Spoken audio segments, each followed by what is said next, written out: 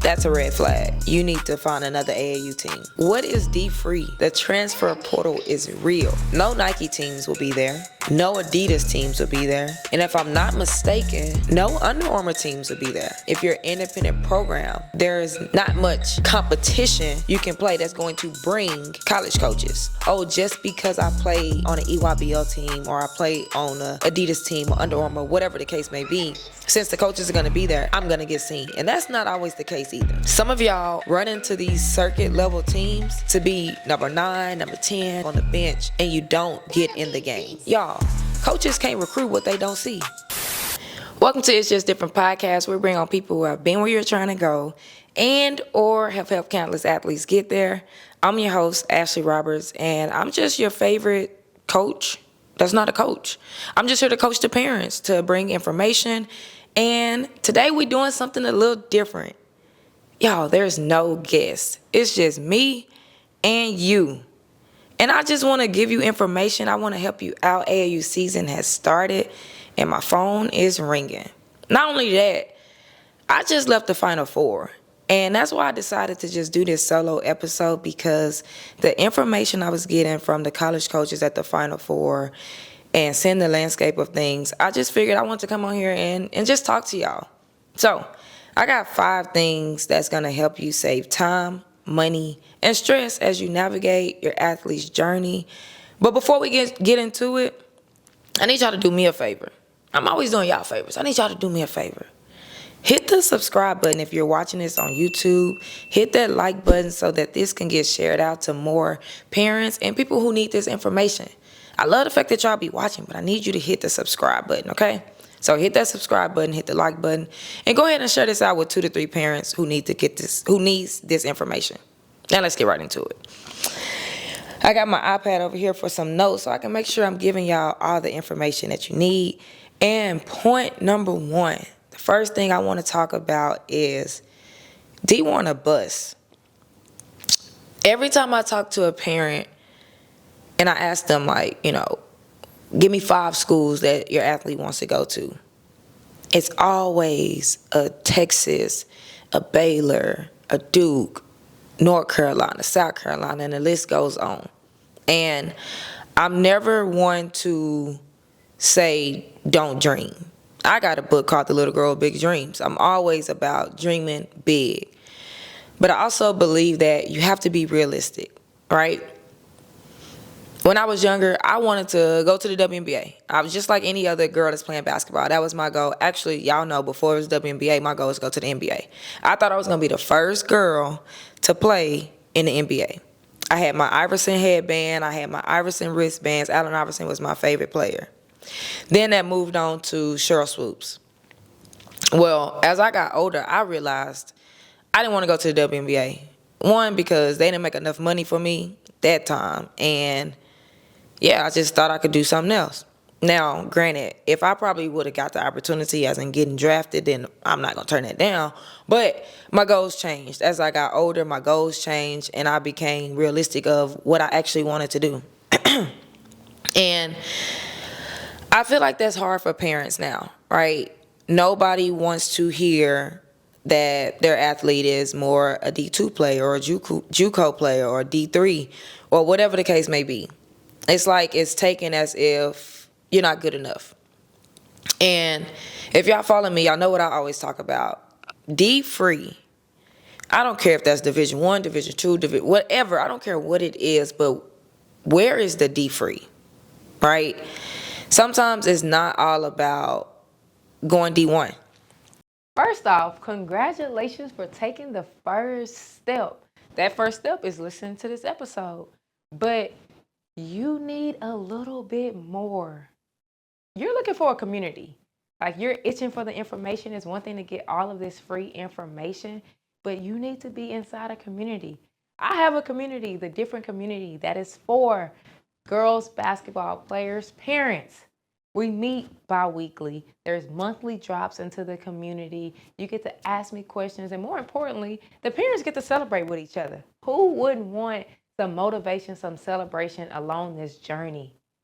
Join the different community. The link is below. The link is in the description. The link is wherever you're listening to this. Come on and join us and get in the community. With the transfer portal, the transfer portal is real. Again, the transfer portal is real. These coaches, a lot of these coaches are not getting high school athletes. I'm just here to tell y'all.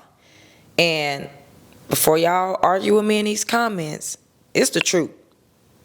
Being at the Final Four and having so many conversations with these college coaches, they're not looking at high school athletes unless you top 50, top 100, maybe even top 100. But unless you're in that top percent, those kids are going to get what they get. And I'm not saying that if you're not, you won't go D1. I've seen plenty of athletes, right? But that's why you got to have a circle around you. Because a lot of these D1 college coaches are only going to certain games. And it's pretty much always been like that. But this year, they are spending their time on certain players. Then they'll fill in some gaps to go watch other players. But don't get stuck trying to find D1 and trying to wait on Baylor to offer you, right? It's important to get an evaluation. Where is your athlete? And you might not know that answer. You need to get with someone who can give you that answer.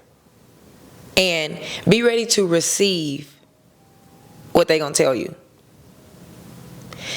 If you're a freshman or sophomore, whatever the case may be, and someone say, as of right now, these are the schools that you should target. It doesn't mean that that's going to be the school that you go to. If someone says you need to look at a Texas State or Corpus Christi, Lamar, etc., you go out there and kill it in the summer, and UNT or whoever else, a higher level school, is interested in you, that's the work you put in. But I do believe that you should have a ballpark of what level you at, because it's going to help with your recruitment. I love the fact that parents send emails. I love the fact that parents are tagging schools in their videos when it's live period. You're sending your schedule to the coaches, and it's a lot of work. So I want to help y'all work smarter, right? If these coaches are going to be at the game, there is no need for you, and you haven't heard from a Baylor or a Texas or UConn, you ain't heard from them, there's no need to send your schedule to them. Focus your efforts on sending your schedule, making sure that you can make some type of connection with schools that's obviously going to be at the tournament. Send them the information, send them the schedule, send them some highlights. Ask them for some feedback. I would love your feedback after the tournament. Get with your AAU coach. Hey, coach, these are the 5 schools that I would love to go to. They'll be at the tournament. They'll be at live period. Can you get the schedule to them? Can you talk to them? Can you check their interests? You have to do some work. This is not on just the coaches. And it's not just on you. You have to do some work. Your AAU coach should be doing some work. Now, y'all AAU coaches are going to get mad at me. But parents, if your AAU coach, if you are in high school and your AAU coach is not actively talking to college coaches, is not telling you what level you should be at, is not guiding you, you need to find another AAU team. Your AAU coach should be helping you in this process. And if they're not doing it, that's a red flag. If they're not sending out your information to college coaches, that's a red flag. And again, I'm not talking about the kids that's going to already get recruited. The potential McDonald's All-Americans, the top 20 kids, top 50 kids. Guess what? The college coaches know about them. But there are a lot of top 100 kids that are D1 material that college coaches don't know about. And that's where they utilize the AAU coaches, media outlets, people who have player services to tell them, hey, you need to put eyes on this kid. You need to put eyes on that kid. You need to go to this game. That'll send out some of that film before, hey, what do you think about this kid? If you like this kid, go check out that game here. It's more than D1. Look at the D2 schools. Look at the D3 schools. Look at the NAIA schools. What is D-free? Where can I go that's free and where I'm going to enjoy being a college athlete? Some of y'all are ignoring these JUCO coaches. Some of y'all don't want to talk to these D2 coaches. Some of y'all won't look at these D3 coaches. In reality, that might be where you need to go. Athletes get missed out on a lot. If you truly feel that you are a D1 caliber player and maybe you just wasn't in the right events, maybe they didn't see you, go JUCO. JUCO is where these coaches are looking. There's events that these coaches go to, specifically JUCO events. You got the JUCO Jamboree.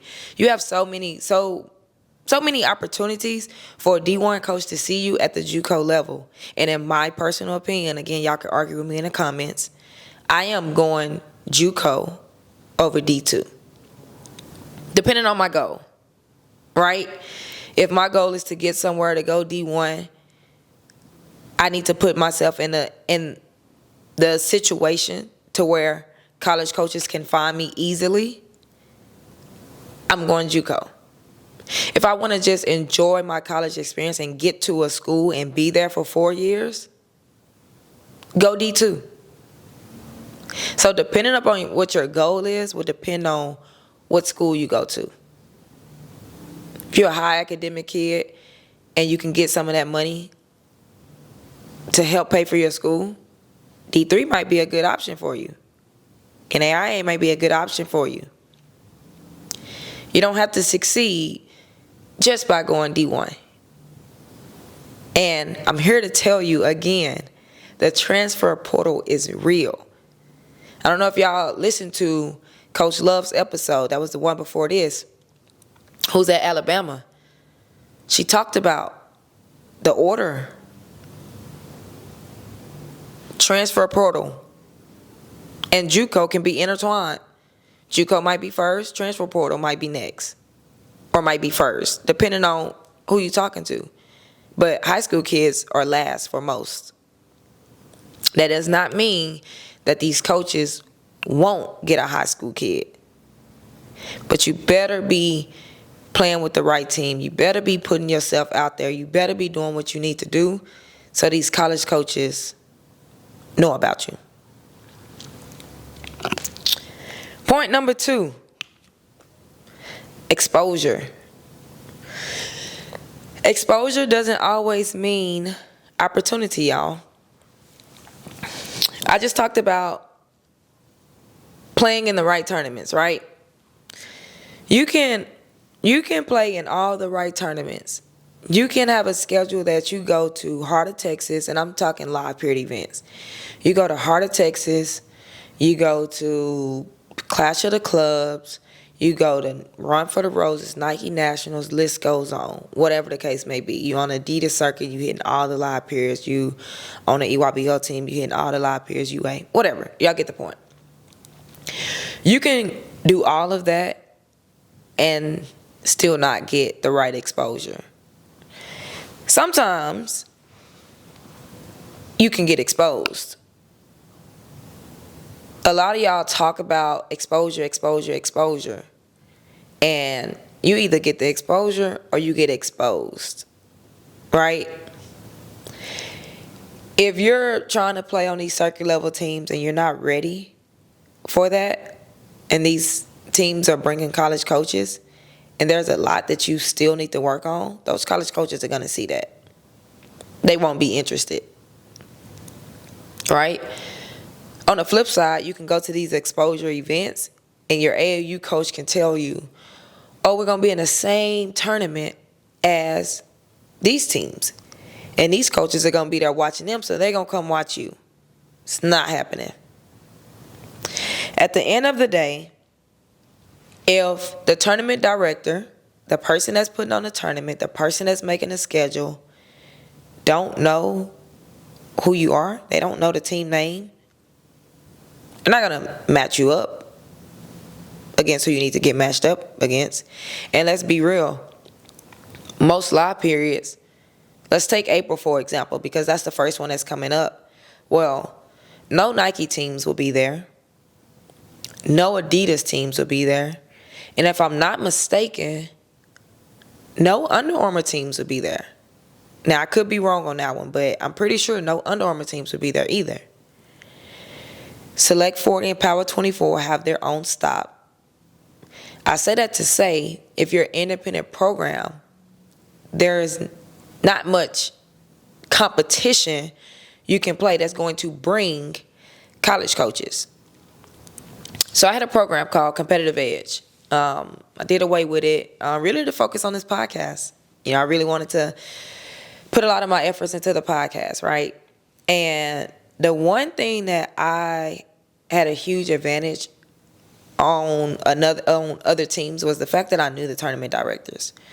So I could play in any live period event and personally call the directors to make sure that we got the matchups we needed. And at that time, Nike didn't have all of the stops, meaning every single live period, they're only playing each other.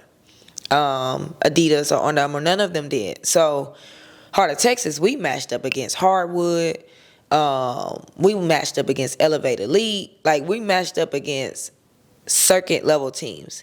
So while I wasn't on a circuit, I was able to put my kids in a situation for them to play against some of these teams that was going to attract some of these college coaches. And it was up to them to produce. My job was to get the coaches to the game. The player's job was to produce. Right? And that worked. I think now that's hard to do. Because, again, you won't, if you're an independent team, you won't get the opportunity to play no EYBL team during live period, right? Because they have their own stops. Now, the trick to that is to try to play some of those teams during non-live period events and get the footage. Because at the end of the day, if you're sending footage to college coaches, they want to see what you're doing. They want to see how you compete against high-level competition. So if you can't get matched up with any of these circuit level teams, and I want to say Nike is the only team that takes all the stops, right? But if you can't get matched up with these teams, make sure you play them in non-live period events and record the game. Because that's what you're going to do. If a coach can't make it and they want to see, they're going to want to see highlights and they always want to see a full game. Well, if you can send them footage of you performing and having a good game against a high-level team, that's a plus. Get the footage. The footage is important. Okay? So again, if you're not playing, if you can't play any of these circuit level teams, play them in non-live period. I also want to talk to the parents that are on these circuit level teams, because some of us think, oh, just because I play on an EYBL team or I play on a Adidas team or Under Armour, whatever the case may be, since the coaches are going to be there, I'm going to get seen. And that's not always the case either. Some of y'all are running to these circuit level teams to be number 9, number 10, number 11, number 12 on the bench, and you don't get in the game. And you think just because you're on said team, you're going to get looked at. Y'all, coaches can't recruit what they don't see. So many coaches last year that I was talking to about kids, and they're like, we ain't seen her play. She ain't touched the floor. We haven't seen her enough to even give her an evaluation because she's playing 2 minutes. But y'all will let these AAU coaches tell you, oh, you're going to get better in practice and you get to go up against these players in practice. Yeah, that's all good, but what are you doing in the game? How can a coach see you? True story. I personally know so many, not really a true story. I'm not going to give y'all a story. But I know so many players who recruitment went down because they were getting a lot of interest. They were getting the offers. And then programs, circuit level programs came and plucked them to sit them on the bench. And their recruitment went down. Happens year after year. So be careful. Be careful chasing the circuit if you ain't going to play. I'm not saying you got to get all the minutes because I'm a competitor. I love to play against the best of the best. But it has to make sense, right? It got to make sense for you. There's no need to go play on a team and not play. One, at this point, there's way too many circuit teams. And I know in Texas, Lord have mercy, I know we got at least 10.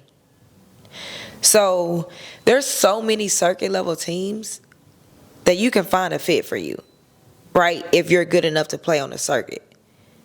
But be careful trying to go to these circuit level teams and it's not the right fit. Some of y'all are worried. I've already gotten these calls on. We played 2 tournaments. We didn't ask the right questions. Is it a bad look if we go to another team? One, I wish parents would ask the right questions and would ask questions in general. But there's nothing wrong with finding the right fit. I don't advise parents to stay with a team just because that's the team they said they was going to do. If your athlete is not playing, if they're unhappy, if it's truly just not the right fit, you don't have time to waste or money. Find the right fit. And this time, ask the right questions. First of all, I appreciate you. I appreciate you for tuning into this episode, but I need you to do me a big favor. I need you to hit the subscribe button. I want this podcast to go out to everybody that has an athlete playing sports, okay? Hit that subscribe button, go ahead and tap that like button, and let's get back to the episode. All right? Exposure doesn't equal opportunity. Right team and right coach matters. Schedule matters. Who you're playing against matters. The questions that you ask matters, and that will determine if you're on the right team with the right coach. Number 3, y'all, these college coaches are watching you as well. You mean the parent. I know y'all hear this a lot. You hear college coaches are watching you, but they really are. I can't tell you how many college coaches I talked to at Final Four that was like, yeah, we like this kid, but we don't want to deal with the parents. Y'all, if you don't know, these coaches' jobs are on the line. I'm sure y'all have seen coach after coach getting let go and this, or whatever the case may be. They got to make sure they getting the right kid. And as I said, I hope y'all didn't just hear my stomach just growl so loud. That was loud. Anyways, they got to get the right kids. And if they're going to get a high school kid over going into the portal, they got to make sure they're getting the right one. Again, I go back to Love's episode because that was the most recent one. She talked about even kids in the portal. If they hear, oh, this kid got locker room issues or this kid parent is a headache and they not doing it. Now y'all say, well, what about so-and-so? What about so-and-so? At the end of the day, it depends on the kid. That's just the truth. Sports is not equal opportunity. It depends on the kid. You the number 1 kid, you the number 2 kid in the country. Yeah, you can probably get away with some stuff that other people won't get away with.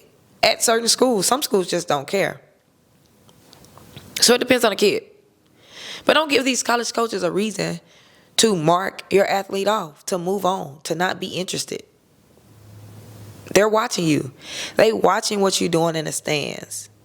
They're watching what you're saying to the coach. During live period, when they sitting there, they can spot out who the parent is to the player. Every time. They're listening to what you're saying. They asking the coaches, how are the parents? And yes, you can say, oh, you shouldn't pass judgment. You shouldn't do this and that. They pre-screening. Just like y'all should be pre-screening the coaches that we as parents, y'all as parents don't do. That's what the coaches are doing. They pre-screening. They're going to ask questions. And I used to always say as an AAU coach, I won't lie to a college coach. You know, I won't hurt a kid's recruitment, but I can't lie, because if I tell a college coach something that's not true about an athlete, they're not going to trust me to get any other kid. And that's how these AAU coaches are. They can't lie for you, because then they're going to lose the trust of that college coach who won't recruit any more kids in the program. Parents, you can help or hurt your athlete's recruitment. And I want y'all to help. I'm not saying don't get onto your kid. Don't be hard on your kid, right? Don't tell them when they didn't play well. But it's a time and it's a place to do that. I promise you these kids know when they playing bad. I promise you these kids know when they have let you down. But when they look at you in the stands, even though they're not supposed to, and they see you throwing your hands up or shaking your head or got your arms folded, that don't help them play better. Now they nervous. Now it's actually making them look worse in front of the college coaches. Tell them next play. Support them. Everything is not the coach's fault. The coach can't get out there and play for your athlete. I don't care what y'all think. Your athlete had a bad game. Oh, it's the coach's fault. The coach should have did this. The coach should have did that. I want some of y'all to be a coach. Please. Because it's not as easy as you think. Right? And when you're doing good, everybody's on you. But when you take a loss, oh, it's this, it's that. South Carolina and UConn won. And I done heard so much bad about Don Staley that I ain't heard in a long time, because they lost. And yes, I do think accountability is for sure a thing. Coaches should be held accountable. And there's always something that the coach can do better. Absolutely. But we have to stop blaming our athletes' performance on the coach and what the coach didn't do versus what your athlete didn't do. What was the purpose? What have they done as far as preparing before this moment? Because it don't just turn on and turn off. You can't just go into a live period event and think, oh, I'm about to play well, and you ain't did nothing to prepare. Right? So we got to stop placing the blame just on the parents. And we got to focus on supporting, not just, I don't know if I want to say control. Maybe it is control. But trying to control everything. What the coach doing. Who played the most minutes. Who you would have played. What they should have did with your athlete. Trying to talk to the coach after every tournament. Like, the coach is not trying to do that. Now, if you have some genuine concerns, of course, bring it to the coach. I recommend it be the coach and the player. I did not want to talk to players if the parent wasn't around. I did not want to talk to parents if the player wasn't around. Because you talk to the player, and the thing that you tell the player will be, and they go back and tell their parents, is something totally different than what you said. You talk to the parent, and the parent have a conversation with the player, and the player will swerve it down that it's all a lie. Talk to them all. Talk to them all at the same time. What are we at, number 4? I talked about this a little bit earlier, but recruitment has changed, y'all. And at the end of the day, it's like, get with the times. I'm willing to bet this year you're not going to see as many offers as you have in the past. College coaches are not just going to be throwing out offers like they have done, right? Before, you will see 8th graders that are pretty good getting offers, right? Now, you're not going to see that as much. Now, your top of the top kids are still going to get those offers. But you're not going to see a lot of college coaches throwing out these offers because, one, they don't have to. They don't have to try to compete with other schools. Oh, this school offered, I'm going to offer it. They don't have to do that because they're going to go to the portal. That's their priority, is the portal. Go get experience and people who have done this, who have already played at the D1 level, versus trying to get a high school kid that I got to develop. That's how they looking at it, right? So now that the recruitment have changed, you have to adjust. Again, I talked about this earlier.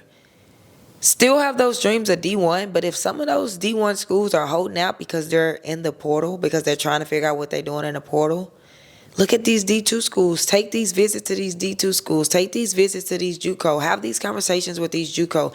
Ask these JUCOs questions. Right? Some of us are waiting to the last minute, and it can bite you. It can help you because, as you see now, there's so many coaching changes.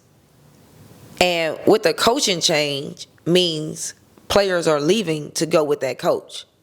There's a lot of changes that have happened, and a lot of people on that current roster with the coach that's leaving have followed them.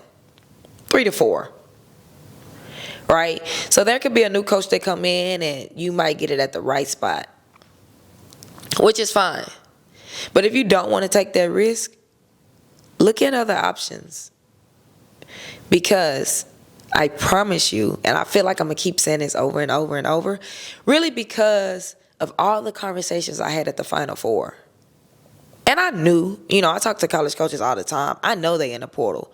But to really see how many of them are like, yeah, we're not really recruiting high school kids. We might go to some live period events to sit on certain kids, but we're not really recruiting high school kids.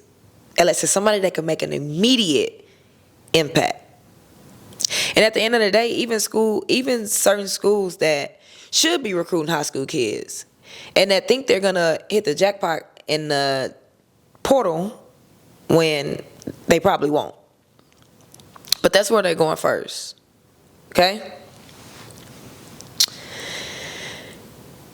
A lot of us will ask, okay, why is it affecting or how is it affecting? You got the transfer portal. I feel like we still in 5th year, right? You got COVID.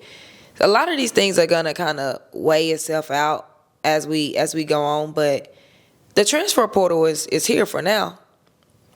That's how it's affecting. I get that question a lot. How is it affecting? That's how it's affecting. It's more kids that get more years to play. Like, at this point, I want to see if I got some eligibility left. Like, can I stand in the corner and shoot some threes? Anybody looking for a shooter? If y'all watch my interviews on social media, the people said I'm the best shooter in Texas. So, give me some years. 1 year. Can I get $10,000, $20,000? Because these kids is getting paid. I mean, yeah, that's what they're going to do. So it's affecting these high school athletes, and it's not to be negative. It's to be truthful with y'all and to really know that there are other options, right? Don't shy away from looking at D1, but get the evaluation so you can look at the right D1s. I hope my voice is clear. Being at the Final Four, for whatever reason, I lost my voice, so it's a little raspy right now. But my last point is for you parents. All of it has been for you, but I wish that y'all would take the pressure off of your athlete. Some of us want our athlete to do all of these things, and that's good. Right? You want your athlete to be successful. But honestly, some of us are living through our athletes. That's why you got so much pressure on them. You want them to do things that you didn't get to do. And, I mean, I don't know that that's a bad thing. But some of you want it more than your kids. Some of you are forcing your kid to play AAU. And some of these kids don't like it. They hate it, actually. They're miserable. Because they know when it's game time, they nervous and scared that they gonna make you mad. That you gonna treat them differently because they play bad. Not every game is gonna be a good game. Not every game is gonna be 20 points, 10 points. They're not gonna perform every single game. They're going to have bad games. But the pressure is crazy. Some of the conversations I have with y'all, I'm like, yo, if my parents was like this, I don't even know that I would play basketball. I don't know that I would have got to the University of Texas. I probably would have quit. Some of y'all make your athlete want to quit. And it's not that deep, y'all. It's not. Basketball should be fun. Yes, it should be competitive. And yes, if you want to play at the highest level, you have to make some sacrifices. You as parents have to do certain things to motivate them, to push them. But they should want it themselves. They should want to get better themselves. They should want to get in the gym themselves. They should want to do things themselves. You should not be the one that's telling them and threatening them and taking things away from them because they didn't play well in the game, because they didn't work out. This should be their dream, not your dream. Again, this should be their dream, not your dream. Yes, push them. Yes, support them. Yes, motivate them. But the unwanted pressure is not going to allow them to play well. It's not going to allow them to focus. You on the sideline calling their name every 5 minutes, trying to get their attention. Yes, they're ignoring you for a reason. They're not looking at you for a reason. You don't need to do that. That's the coach job. That's what you're paying the coach money for. Some of y'all that's paying $1,800 and $1,900 and $2,000 and whatever else you're paying. You're paying the coach to coach them. Not for you to sit on the sideline and drive yourself crazy and them crazy trying to coach them. Take the pressure off of your kid. Now, that's all I got. Those are the 5 things that I got. Stop thinking D1 a bust. Stop obsessing over D1. Exposure does not always equal opportunity. You either get exposed or you get the exposure.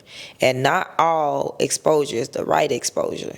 And I wanted to actually talk about camps, but we'll probably save that for another solo episode another time. If y'all like these, if y'all like the solo episode, drop it in the comments. Like, let me know. I might do some of these like solo episodes. I kind of like this. But yeah, 1, stop obsessing over D1.